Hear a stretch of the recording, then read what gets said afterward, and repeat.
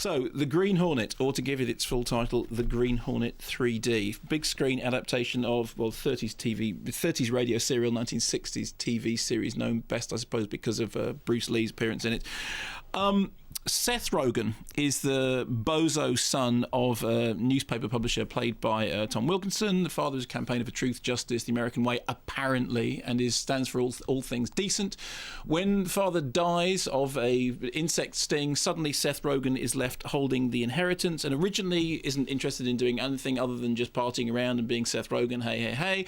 Then finds out that the person who used to make coffee for his father is in fact also an incredible whiz at gadgets and gizmos and souping up cars, and is an incredible fighter who can fight in fight in Kato time. He fights like 6 times as fast as everybody else. So it's like a thing in The Matrix. When he's fighting, everyone else seems to be going really slowly, but Kato goes really, really fast.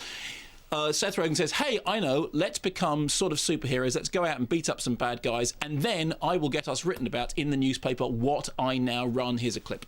This is my newspaper, Axford, and I want this man on the front page of it. The man that cut the head off of my father's statue, not yours. All right. Since there isn't any real info on the guy's identity, what do we call him? This man is called the Green Bee. Kind of lame. No, I mean, it sounds like a knitting store or something. No, it sounds like an energy bar. The Green Hornet. No, it's more like... What? What did... The Green Hornet. Well, that's pretty awesome. I like Much that. better. You guys like that? Yeah. Your man's right. Green Hornet it is. The Green Hornet. Yeah. Okay. Yeah. Fine. It's decided then. Yeah. The front page of tomorrow's newspaper will feature the Green Hornet. Unless you like Green Bee better? Anyone? No, one? no. Okay, so here's the thing with this film, right? For a start, it's sold to you as a 3D action comedy, which sounds to me like, your worst... I mean, action comedies are very, very difficult to pull off. You weren't prejudiced before you went in? No, I wasn't. I genuinely wasn't. The reason I wasn't, because the film's directed by Michel Gondry, and I like Michel Gondry very much. He made things like Eternal Sunshine of the Spotless Mind. He made Be Kind, Rewind, which I like very much. I mean, he's a really interesting filmmaker. And one of the things that Michel Gondry has always done is to attempt to do in-camera, mechanically, things that other people would do with laid-on CG special effects. So Michel Gondry is very interested in the mechanics of cinema. He's very interested in old-fashioned cinema, silent cinema. That's what he does. And he came out of pop videos, and he's somebody who really believes that you do as much as possible in camera. However, as anyone who knows anything about Green Hornet will know, this thing has been knocking around for ages and ages. Kevin Smith was originally attached to it. The leads were going to be played by Nick Cage, George Clooney, Mark Wahlberg. They went through the standard list of all the people that were going to play, and it ends up being Seth Rogen. It ends up being, done much more as a sort of broad comedy than perhaps it was going to be. And in the later stages of its development, they bring on Michel Gondry. Now, all you need to know, really, is that when you read in the press notes about Michel Gondry's involvement, he uses this phrase, which is, of course, there are sequences that will have my specific signature, but no one wants to repeat their past work. I want to make movies that combine technical filmmaking with real acting. This is big action comedy, and clearly there are lots of effects, but because we captured so many of those effects in camera, the actors could be funny, and the result is a great performance. The really big problem for me with Green Hornet is you wouldn't know it was a Michel Gondry film unless you knew it was a Michel Gondry film. It looks, for all the world, like... I'll tell you the film it reminds me of is... You remember Ang Lee's The Hulk? Mm-hmm. Remember the dismissive line, I think, came from Alan Frank from the start, which is, you won't like me when I'm Ang Lee. The sense that you got with The Hulk was, or Hulk I think it was officially called, was that you had this great big superhero franchise, and they brought in Ang Lee, who's a director who's known for doing character dramas, for doing stuff which is quirky and interesting and intense, and not somebody you'd expect to be directing that kind of movie. And they give him Hulk, and what happens is he makes a pig's ear out of it. It turns into a jolly green giant leaping around in purple spandex movie that doesn't work either as an action movie. It takes half the film before he actually becomes the Hulk anyway. Yeah, just get to the Hulk. But the reason being that Ang Lee would say, well, actually, because it's not really about the Hulk, it's a character study. Well, in the case of Green Hornet, which is, How can the Hulk not be about the Hulk? Because it's about the character being tormented. No, it's about the character being tormented, and therefore the Hulk side of him coming out. It's like Jekyll and Hyde. It's really about one...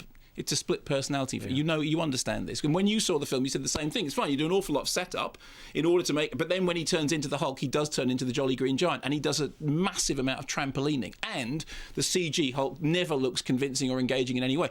The problem with Green Hornet is that despite the fact that Gondry says, well, I tried to put my stamp on it and we did an awful lot of effects in camera, the whole thing looks, A, like he's had almost no say over the way the film looks, and secondly, because it's been retrofitted into 3D, even the stuff that's done in camera ends up looking like it's done as a CG afterthought, because that's what retrofitted 3D looks like. There was a lovely moment in which they explain in the press notes that the decision to make it in 3D came at the end of principal photography, and they say this is great because it came at the end of principal photography. We could think about the whole movie in terms of the 3D, the stereoscopy. You go, hang on, at the end of principal photography you can start thinking about the way the movie's meant to look. Surely that decision should be made at the beginning of principal photography. So firstly, you have retrofitted 3D, which I am sure in years to come people are going to look back and go, why did we ever settle for retrofitted 3D?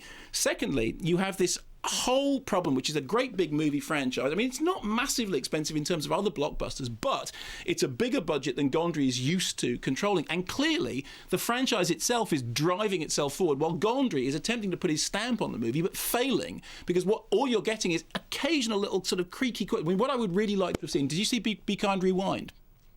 No, I don't think so, no. It's a film in which... Remind me. Well, Jack Black works in a video store. He manages to erase all the videotapes, so they have to remake the films. They Sweded them. Well, actually, in the case of Green Hornet, if you saw a Sweded version of Green Hornet, it would be an awful lot better than watching the slick, expensive special effects version of Green Hornet, because the Sweded thing would actually have Gondry's stamp on it. So, that.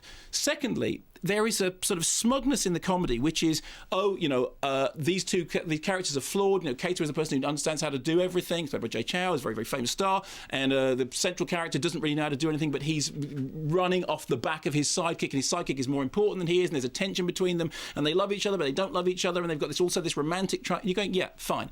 This is stuff that we have seen done better elsewhere. I mean, for example, in the Iron Man movie, all those things are sort of played out. The thing that it owes the greatest debt to, although it's an unacknowledged debt, is Kick-Ass, because it's yet another take on the idea of a bozo guy thinking, why is it that I can't be a superhero? You know a bunch of stuff. You know martial arts. You can do gadgetry. You can fight really fast. I know. Let's put on silly masks and go out and do some fighting. That will make us superheroes, won't it? Now, I really like Kick-Ass because it seemed to me that what Kick-Ass was doing was taking that idea and doing something that was genuinely had a comic book style to it, genuinely had a visual flair to it, genuinely had shots in it which you looked at and you think they aren't just shots off the Hollywood production line. And crucially, in the case of Kick-Ass, Kick-Ass was financed independently and then sold fait accompli to a studio who weren't therefore able to mess around with it. In the case of Green Hornet, every single shot looks like it's been designed by committee. So whereas Gondry is one of the great sort of quirky, pop art house auteurs, every shot in Green Hornet looks like it's been designed by a bunch of people, by the producers, by the franchise owners, by the people who've done marketing research, have sat down and go, okay, how are we going to get that bit, then we're going to get that gadget, then we get that thing there, then we do that. It doesn't have what it needs to have, which is that edgy spark, that sense of creativity, that sense of personality, that sense of individuality, that sense of not just being another franchise movie. Then it's 2 hours long, and boy, does it feel like 2 hours. I mean, all the sort of the great set pieces are, spread out far enough apart that they're not that great anyway when you get to them. Then, on the villain front, you have Christoph Waltz. Now, I like Christoph Waltz very much. I mean, I think it was the best thing about Inglourious. However, I remember him. What they seem to have done to Christoph Waltz is say, the performance that you did in Inglourious, do that. I mean, just literally do that. Be an SS officer. Yeah, essentially. And do the thing that you do. I can't do an impression of Christoph Waltz, but do the thing that you do, which is that you're being very... I never realised you were so limited. Thank you. You're being very, very quiet, but sinister at the same time. I mean, it's like he walked off the set of Inglourious, took off the costume for that, put on the costume for this, walked into this, did his part, and then presumably walked off and into the next one. Now, I'm sure that he's a versatile actor with much more to offer, with range and depth and scope and all the rest of it. But in this, you go... That's the same. That's exactly the same thing that you did in the, isn't it? It's the same thing. So, it doesn't have the Michel Gondry stamp. It has the completely superfluous and stuck on afterwards 3D retrofitting, which they have the gall to tell us was great because it happened after principal photography, therefore was early enough for them to really design it into the film. It has a script which looks like it's been written by a committee. The whole thing has a sort of an editorial slant, which is we've all got together and figured out all the marketing angles, and here it is, and it's 2 hours long, and Christoph Waltz is doing the thing he did in the movie, and I'm just sitting there going, I'm sorry, I am bored.